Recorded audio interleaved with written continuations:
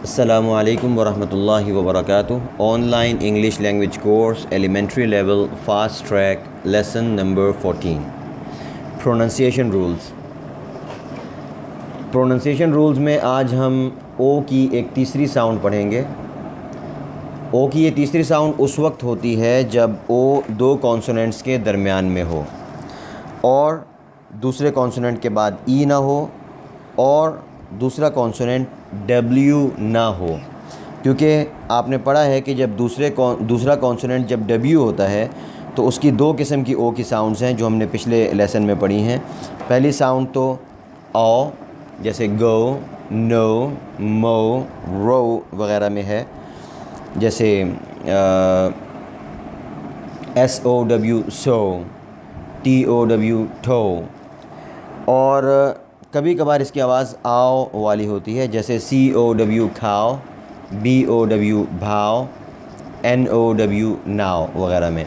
तो दूसरा consonant W नहीं होना चाहिए। अगर डब्ल्यू होगा तो उसकी साउंड में फ़र्क आ जाएगा और उसकी दो साउंड्स हैं जो हमने कल पढ़ ली थी।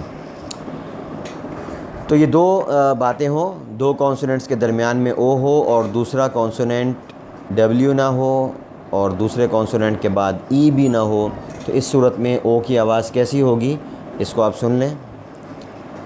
Bob, khob, job, dob, gob, rock, mock, knock, dock, pod, rod, sod, mod, nod, cod, log, bog, khog, dog, lodge, tall, mom, bhom, com, tom, wom, fog, horn, top, born, cot, don, shot, hot, comma, lorry, sorry,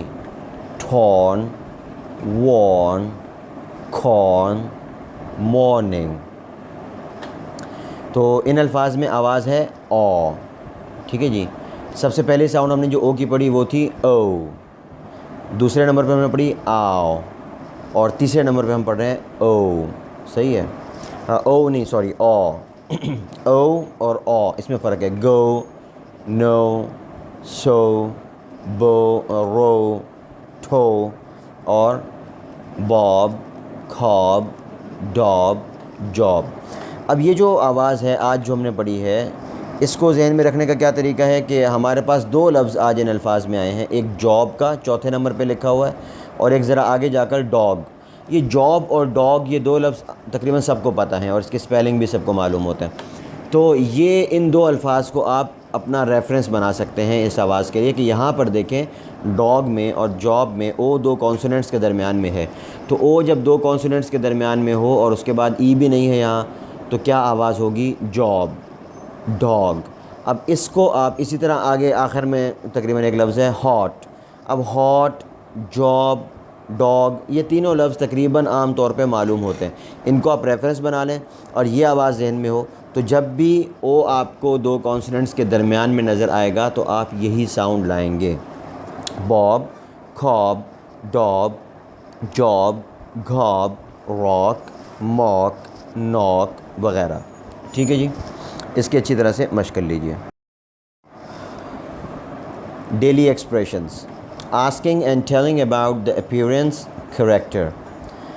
आज हम कुछ ऐसे जुमले पढ़ेंगे जिसमें आप किसी शख्स के बारे में पूछते हैं कि वो कैसा दिखता है। ये अपीयरेंस है। अपीयरेंस का मतलब ज़ाहिर उसका दिखने में कैसा है, और कैरेक्टर का मतलब किरदार कैसा है। तो हम जब किसी शख्स के बारे में पूछते हैं तो हम दो तरह से सवालात करते हैं कि वो दिखने में कैसा है और वैसे वो सिफ़ात के एतबार से कैसा आदमी, अच्छा आदमी है, बुरा आदमी है, सखी है, कंजूस है वगैरह वगैरह। इस तरह के हम अल्फाज बोलते हैं।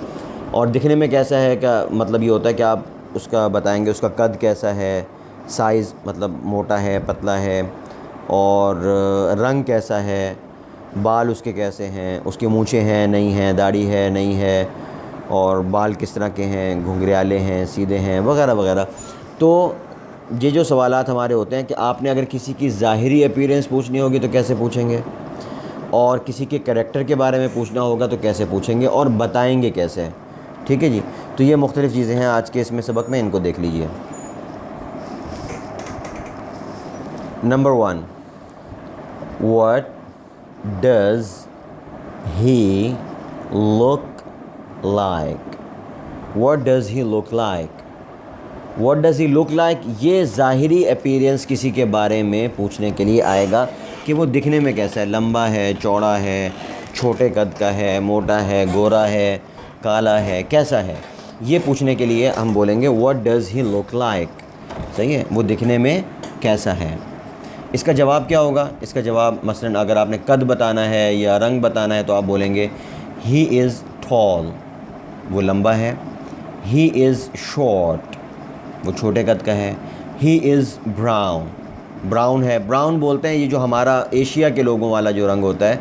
एक हैं अफ्रीकन्स, हबशी, जो उनका रंग बहुत ज़्यादा गहरा होता है तो उनको ब्लैक्स कहा जाता है। और एक यूरोपियंस हैं, इनको ब्राउन वाइट कहा जाता है कि ये वाइट पीपल, ब्लैक पीपल। और एक एशिया और हमारे इस एक इलाके के हिंदुस्तान, पाकिस्तान, बांग्लादेश, यहाँ के जो लोग हैं, इनका जो रंग है ये जो है वो ब्राउन कहलाता है। तो he is brown, he is white, he is black, he is slim, slim का मतलब दुबला पतला। ही इज़ फैट, मोटा। तो इस तरीके से आप उसकी ज़ाहिरी appearance tall, short, brown, white, black, slim, fat ये बता सकते हैं। और इसी तरह आगे देखें तीसरे नंबर पर, वो भी इसकी ज़ाहिरी हालत बताने के लिए, he has brown hair, he has black hair, he has golden hair. Hair का मतलब बाल, तो ही हैज़ ब्राउन हेयर, उसके ब्राउन बाल हैं। ही हैज़ ब्लैक हेयर, उसके काले बाल हैं। ही हैज़ गोल्डन हेयर, उसके जो हैं वो सुनहरे बाल हैं। इसी तरह बोल सकते हैं ही हैज़ स्ट्रेट हेयर, उसके सीधे बाल हैं। He has curly hairs, hair, उसके जो है ना वो घुंघराले बाल हैं। घुंघराले के लिए लफ्ज़ होता है कर्ली, CURLY, कर्ली। तो ही हैज़ कर्ली हेयर, उसके घुंघराले बाल हैं। ही हैज़ स्ट्रेट हेयर, उसके सीधे बाल हैं। Straight, STRAIGHT, straight. स्ट्रेट का मतलब सीधे। तो इस तरीके से बालों के बारे में आपने बता दिया। Number 4, he has thick moustache, he has thick moustache. और ही हैज़ लॉन्ग बियर्ड, सही है। या he has French cut beard, he has short beard वगैरह। ही हैज़ थिक मस्टेज का मतलब उसके जो है वो घनी मूँछें हैं। और long beard, he has long beard, उसकी लंबी दाढ़ी है। He has short beard, short SHORT, ऊपर गुजरा है लफ्ज़, उसकी छोटी दाढ़ी है। सही है, इस तरह से हम कोई भी लफ्ज़ बोल सकते हैं। He has thick moustache, he has long beard, सही है। He has thin moustache, thick की बजाय थिन, बारीक मूँछें हैं उसकी, सही है, पतली पतली सी मूँछें हैं, THIN, thin. He has thin moustache. और ही हैज़ थिन बियर्ड, उसकी हल्की हल्की दाढ़ी है, ये भी बोला जा सकता है। ही हैज़ थिक बियर्ड, उसकी घनी दाढ़ी है। तो इस तरह से आप दाढ़ी मूँछों के बारे में बता सकते हैं। इसी तरह से मसलन नाक है, नाक के बारे में बोल सकते हैं ही हैज़ फ्लैट नोज़, उसकी चिपटी नाक है। ही हैज़ बिग नोज़, उसकी बड़ी सी नाक है। ही हैज़ स्मॉल नोज़, उसकी नाक छोटी है, छोटी नाक है उसकी। ही हैज़ लॉन्ग नोज़, उसकी लंबी नाक है। तो इस तरह से मुख्तलिफ़ जो चीज़ें हैं जो देखने के एतबार से होती हैं, ज़ाहिरी आप हुलिया किसी का बताएंगे तो ये बताएंगे, उसका रंग बता देंगे, उसके बाल कैसे हैं ये बता देंगे। और आँखों का मसलन ही हैज़ ब्लैक आइज़, काली स्याह आँखें उसकी। ही हैज़ ब्राउन आइज़, ब्राउन आँखें उसकी। He has blue eyes, golden eyes, उसकी आँखें जो पुतली है वो ब्राउन है, गोल्डन है। तो आँखों के बारे में इस तरह से बताया जा सकता है। तो ये मुख्तलिफ़ जो जुमले हैं ये किसके लिए, ये ज़ाहिरी शक्ल और ज़ाहिरी जो उसके दिखावा है, दिखने में वो कैसा है, ये बताने के लिए होंगे। नंबर 6 पे जो जुमला है, what is he like, what is he like, what is he like, what is he like, ये जो जुमला है ये किसी का करैक्टर पता करने के लिए कि यार वो कैसा बंदा है, बंदा कैसा है वो। तो मसलन उसके जवाब में वो बोलते हैं, नंबर 7 पे देखें, he is a generous man, he is a generous man, वो वो एक सखी आदमी है। He is a kind man, वो एक बड़ा मेहरबान आदमी है। He is an aggressive man, he is an aggressive man, वो बहुत ही गुस्से वाला आदमी है। He is short tempered man, वो बहुत जल्द गुस्से में आ जाने वाला आदमी है, वगैरह। इस तरह की कोई भी आप सिफत जो है वो उसके लगा सकते हैं, यानी उसकी कैफियत, उसकी जो क्वालिटीज़ हैं, जो इनर क्वालिटीज़ कहा जाता है, वो आप बताएंगे। नंबर 9, इसी तरह नंबर 8 में मौसम के बारे में अगर पूछना हो कि मौसम कैसा है, मौसम का करैक्टर कैसा होता है, किस किस्म का मौसम है फ़लाँ जगह का, तो उसके बारे में सवाल होगा, what is the weather like, मौसम कैसा है। मसलन इन योर सिटी, आपके शहर में, what is the weather like in your city, आपके शहर में मौसम कैसा है, सही है। What is the weather like in Pakistan, कि पाकिस्तान में वेदर कैसा है, मौसम कैसा है। तो उसके जवाब में आप बोलेंगे, इट्स वंडरफुल, बहुत अच्छा मौसम है। इट्स ऑसम, ज़बरदस्त मौसम है। इट्स बैड, बहुत ख़राब मौसम है। इट्स टेरेबल, बहुत ही बुरा मौसम है, सही है। बैड और टेरेबल बुरा होने के लिए, वंडरफुल ऑसम अच्छा होने के लिए। इसी तरह शहर के बारे में अगर पूछता है, what is the city like, भाई वो शहर है कैसा, आप ज़रा बताएं, शहर की क्वालिटीज़ बताएं। तो वो बताएगा, इट्स पॉल्यूटेड, बहुत आलूदा शहर है। या वो बोलता है, इट्स नॉइज़ी, बहुत ज़्यादा ना शोर शराबे वाला शहर है। तो बोलता है, इट्स डर्टी, बुरा शहर है, गंदा शहर है।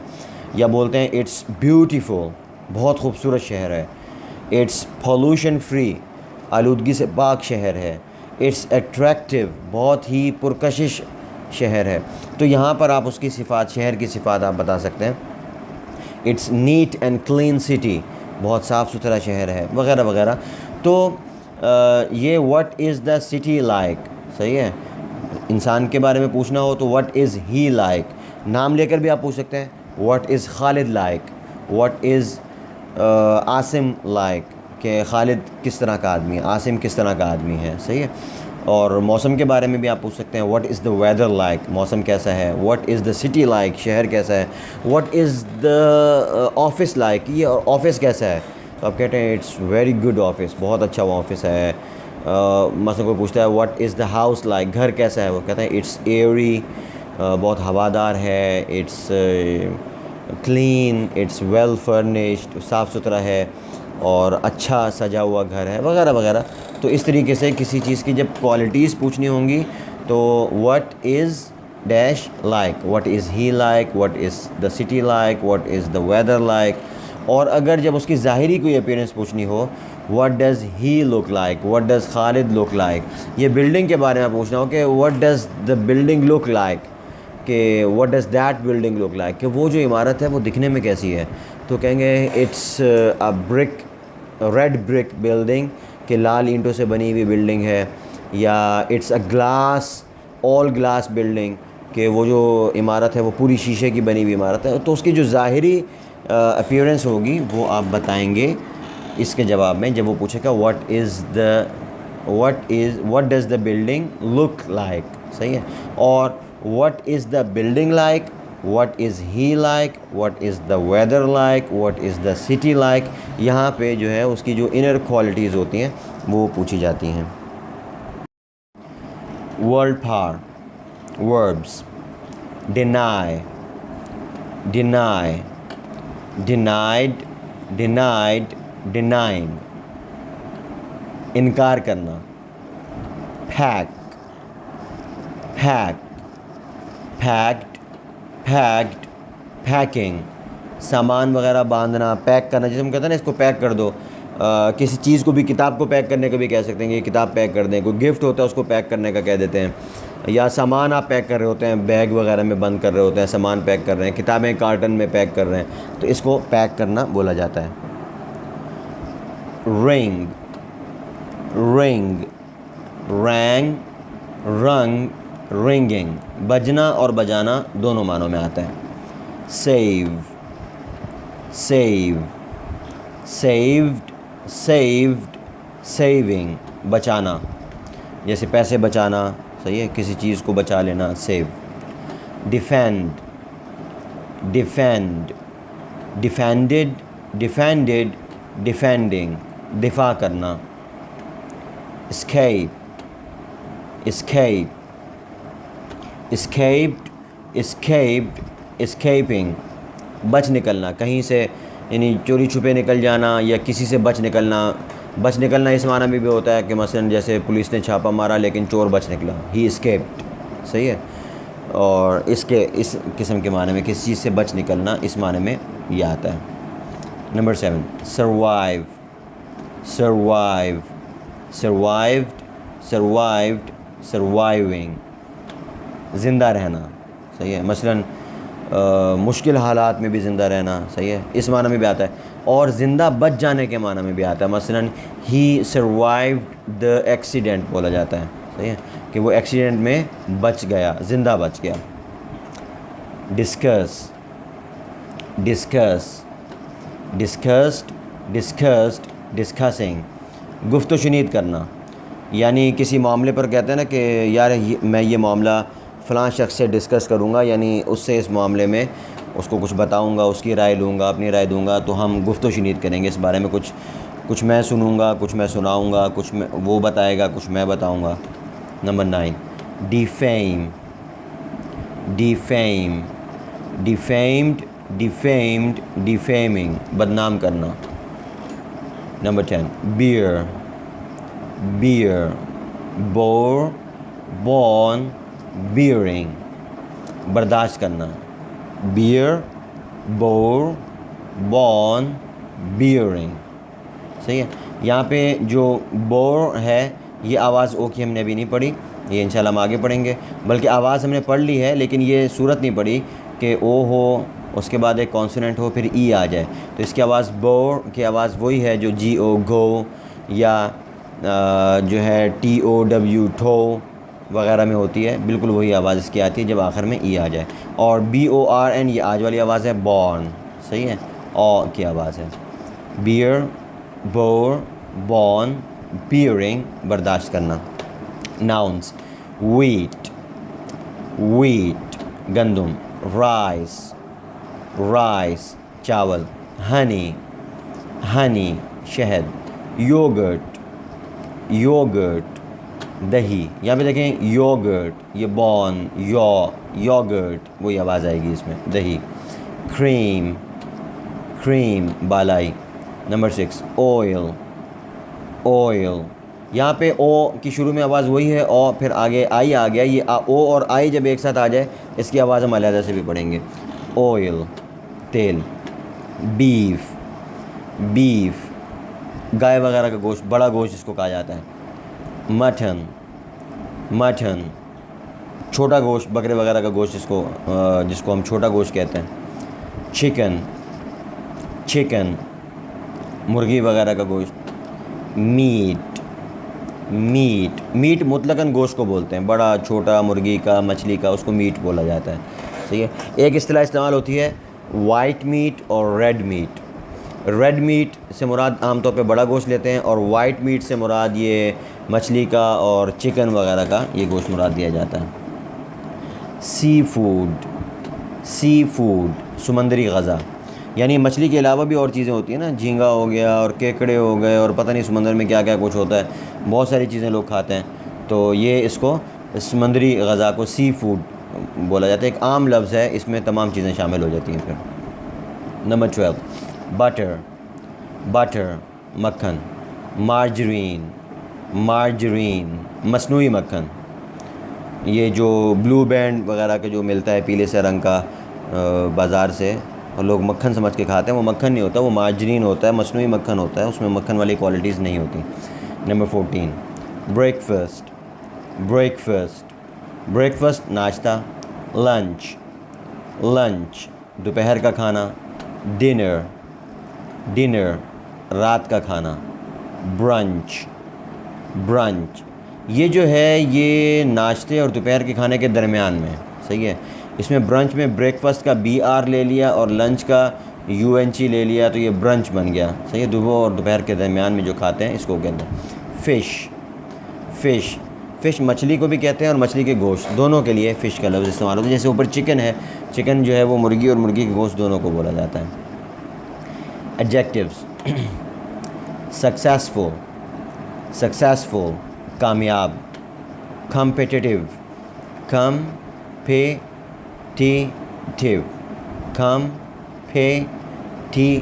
कम्पिटिटिव।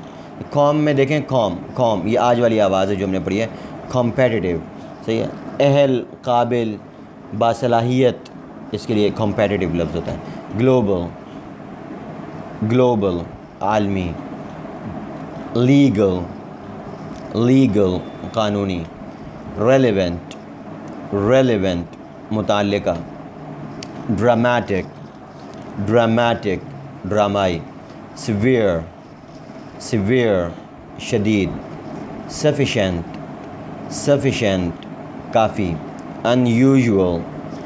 अनयूजुअल गैर मामूली, कंसिस्टेंट गैर कंसिस्टेंट का मतलब होता है कि पक्का, रूटीन का पक्का, यानी एक ही हालत में जो रहे, जो बदले नहीं, सही है, इसको कंसिस्टेंट बोला जाता है।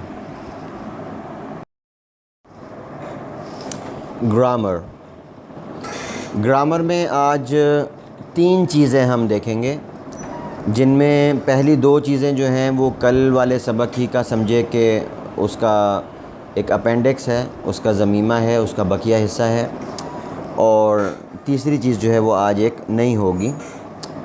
हमने कल W&H क्वेश्चंस पढ़े थे कि W और H वर्ड्स हम इस्तेमाल करते हैं, जिसको उर्दू में शश काफ बोला जाता है, कौन, कब, कहाँ, क्यों, कैसे वग़ैरह पूछने के लिए।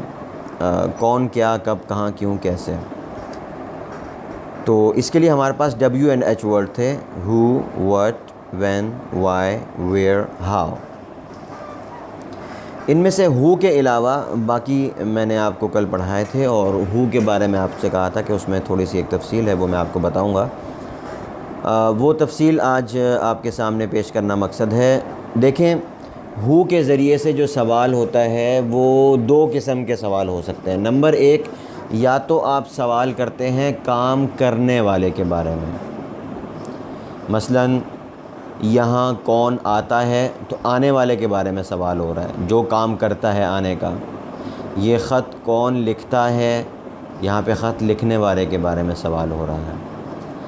आपको कौन बुलाता है, यहाँ पर भी बुलाने वाले के बारे में सवाल हो रहा है। और कभी कभार हु के ज़रिए से सवाल होता है ऑब्जेक्ट के बारे में, मफ़ूल के बारे में। मसलन आप किसको बुलाते हैं, तो यहाँ पर किसको, जिसको बुलाया जाता है उसके बारे में सवाल होता है, सही है। इसी तरह कभी हम पूछते हैं कि आप किसका दिफ़ा करते हैं, तो देखें 2 सवाल हैं। दिफ़ा कौन करता है, यहाँ पे दिफ़ा करने वाले के बारे में सवाल है, और आप किसका दिफ़ा करते हैं, यहाँ पे मफ़ूल के बारे में सवाल है। दोनों में हु इस्तेमाल होता है इंग्लिश में, लेकिन फ़र्क है, ठीक है। यहाँ पे आपको देखें, हु के बाद पहले शुरू में जो सवालात लिखे हुए हैं ये आपको नज़र आ रहे हैं। हु वॉशेज़ द क्लोथ्स, कपड़े कौन धोता है। आगे देखें, हु रिंग्स द बेल, घंटी कौन बजाता है। हु डिफेंड्स द कंट्री, मुल्क का दिफा कौन करता है। यहाँ पर सवाल हो रहा है काम करने वाले के बारे में, कपड़े धोने वाले के बारे में, घंटी बजाने वाले के बारे में, मुल्क का दिफा करने वाले के बारे में। तो जब फ़ाइल के बारे में, डूअर ऑफ एक्शन के बारे में या सब्जेक्ट के बारे में सवाल हो रहा हो कि काम करता कौन है, उस सूरत में हम क्या करते हैं, शुरू में हु लाते हैं। हु के बाद वर्ब की फ़र्स्ट फॉर्म आ जाएगी, हु के बाद वर्ब की फ़र्स्ट फॉर्म आएगी। हेल्पिंग वर्ब्स यहाँ पर नहीं आएंगे, डू डज़ नहीं आएगा, वर्ब की फ़र्स्ट फॉर्म और उसके बाद जो ऑब्जेक्ट वगैरह हैं वो आ जाएंगे। तो तो यहाँ अब आप सोच रहे होंगे कि फिर सब्जेक्ट कहाँ गया, तो भाई ये WH वर्ड ही तो सब्जेक्ट है यहाँ पर, जिसके बारे में सवाल हो रहा है, सब्जेक्ट ही के बारे में तो सवाल हो रहा है। तो इंग्लिश के जो सेंटेंस है, हमने फर्स्ट फॉर्म का जो स्ट्रक्चर पढ़ा था वो हमने क्या पढ़ा था, subject plus verb plus object. तो यहाँ पर जो WH वर्ड है जिसके ज़रिए से हमने सवाल करना है वो ख़ुद सब्जेक्ट है, तो वो आ जाएगा। और फ़र्क क्या होगा कि यहाँ पर हेल्पिंग वर्ब नहीं आएगा। तो ये वो क्वेश्चन है प्रेजेंट का जिसमें हेल्पिंग वर्ब नहीं आता, ठीक है। अब आगे जो मिसालें हैं आप उनको देखें। हु डू यू इनवाइट, आप किसको दावत देते हैं। हु डू यू डिफ़ीट, आप किसको शिकस्त देते हैं। हु डू वी टीच, हम किन्हें पढ़ाते हैं या हम किसे पढ़ाते हैं। हु डज़ ही डिफेंड, वो किसका दिफ़ा करता है, ठीक है। तो हु अगर किसी शख्स के बारे में पूछना हो, यानी वो किस शख्स का दिफ़ा करता है, तो हु बोलेंगे। और अगर वट बोलना हो कि किस चीज़ का दिफ़ा करता है, तो फिर वट बोलेंगे। खैर, तो यहाँ पे देखें दूसरे जुमलों में जो हु से हम सवाल कर रहे हैं ये ऑब्जेक्ट के बारे में सवाल हो रहा है, यानी जिसे दावत दी जाती है, जिसे शिकस्त दी जाती है, जिसे पढ़ाया जाता है, जिसका दिफ़ा किया जाता है, हम उसके बारे में सवाल कर रहे हैं। तो यहाँ पर सवाल उसी तरह बनेगा जैसे आम WH के बनता है कि सादा इंटेरोगेटिव जो होता है, मसलन डू यू इनवाइट, क्या आप दावत देते हैं। हु डू यू इनवाइट, आप किसे दावत देते हैं। डू यू डिफ़ीट, क्या आप शिकस्त देते हैं। हु डू यू डिफ़ीट, आप किसे शिकस्त देते हैं। डू वी टीच, क्या हम पढ़ाते हैं। हु डू वी टीच, हम किसे पढ़ाते हैं। हु डज़ ही डिफेंड, क्या वो दिफ़ा करता है। हु डज़ ही डिफेंड, वो किस शख्स का दिफ़ा करता है, ठीक है। तो जैसे कि हमने कल पढ़े थे बिल्कुल उसी तरीके से बनेंगे। लेकिन अगर हु से सवाल उस शख्स के बारे में किया जा रहा हो जो काम करने वाला है, यानी काम जो वर्ब है उस वर्ब का जो फ़ाइल है उसी के बारे में सवाल हो रहा हो कि काम कौन करता है। Who washes the clothes, who rings the bell, who defends the country, मुल्क का दिफ़ा कौन करता है, घंटी कौन बजाता है, कपड़े कौन धोता है। तो यहाँ पर इस सूरत में हु आएगा, उसके बाद वर्ब की फ़र्स्ट फॉर्म आ जाएगी। अगर एप के बारे में सवाल कर रहे होंगे तो SES लगेगा। अगर बहुत सारे लोगों के बारे में सवाल कर रहे होंगे कि कौन लोग आते हैं यहाँ पर, तो हम बोलेंगे हु कम हेयर। हु से मुराद अगर बहुत सारे लोग होंगे तो फिर हम कम, सही है, SES नहीं लगेगा। नॉर्मली जो है हु से जब सवाल किया जाता है तो वर्ब जो होता है वो उसके साथ S या ES लगता है, ठीक है। तो who washes the clothes, who rings the bell, who defends the country. और अगर हु से ऑब्जेक्ट के बारे में सवाल हो तो who do you invite, who do you defeat, who do we teach, who does he defend, आप किसको बुलाते हैं, किसको शिकस्त देते हैं, किसे पढ़ाते हैं, किसका दिफ़ा करते हैं, वगैरह वगैरह, ठीक है जी। ये बात हो गई हु के बारे में। अगली बात है वर्ड के बारे में कि वर्ड से देखें सवाल जो बनता है उसमें क्या लफ्ज़ आता है, क्या। आप क्या करते हैं, आप क्या खाते हैं, आप क्या पीते हैं, आप क्या पसंद करते हैं। और एक जो सादा इंट्रोगेटिव्स होते हैं, मसलन डू यू लिव हेयर, क्या आप यहाँ रहते हैं। जो सादा इंट्रोगेटिव होता है बग़ैर WH के, उसमें भी क्या का लफ्ज़ आता है। मसलन ये आपके सामने दो जुमले लिखे हुए हैं, क्या आप जानते हैं, और दूसरा जुमला है आप क्या जानते हैं। दोनों में क्या है। तो हमारे बाद साथी इस लफ्ज़ क्या को देखकर परेशान हो जाते हैं कि यार अब ये क्या, ये WH वाला है या सादा इंट्रोगेटिव वाला है। तो फिर जब उनको समझाया जाता है तो वो एक लंबा चौड़ा फ़लसफ़ा देकर समझाया जाता है। तो मैं वो फ़लसफ़ा नहीं दूंगा, मैं आपको सादा सी एक बात कहूँगा कि जो सवाल आपके सामने दिया गया है, आप देखें कि क्या इस सवाल का जवाब हाँ या ना, सिर्फ हाँ या ना में दिया जा सकता है या नहीं। मसलन पहला सवाल है क्या आप जानते हैं, इसके जवाब में जिससे आप पूछ रहे हैं वो बोल सकता है जी हाँ, वो बोल सकता है नहीं जी, हाँ ना, सिर्फ इतना सा जवाब दिया जा सकता है। लेकिन जो दूसरा सवाल है आप क्या जानते हैं, तो इसके जवाब में हाँ या ना नहीं बोला जा सकता। मसलन आपसे कोई पूछे आपका नाम क्या है, आप बोलें जी हाँ, जी नहीं। वो आप क्या करते हैं, जी हाँ, जी नहीं। तो थोड़ी देर बाद सवाल करने वाले को आप जो है ना इस पर इस तरह बोलने वाले पर, जी हाँ जी नहीं पर बोलने वाले पर उसके ज़हनी तवाज़ुन पर शक होना शुरू हो जाएगा कि भाई साहब इनको कुछ मसला है। तो अगर सवाल के जवाब में हाँ या ना बोला जा सकता है, सिर्फ हाँ या ना में जवाब दिया जा सकता है, तो इसका मतलब है ये सिंपल इंट्रोगेटिव सेंटेंस है, ये WH क्वेश्चन नहीं है, सिंपल इंट्रोगेटिव है। तो क्या आप जानते हैं, डू यू नो, यहाँ पे कोई WH वर्ड नहीं आएगा। और आप क्या जानते हैं, व्हाट डू यू नो। ठीक है जी। बाज़ लोग इसमें लफ्ज़ी एक फ़र्क बताने के लिए यूँ भी कहते हैं कि अगर क्या शुरू में हो तो सिंपल इंट्रोगेटिव होगा, और अगर पहले सब्जेक्ट हो फिर क्या हो तो जो है ये WH वाला इंट्रोगेटिव होगा।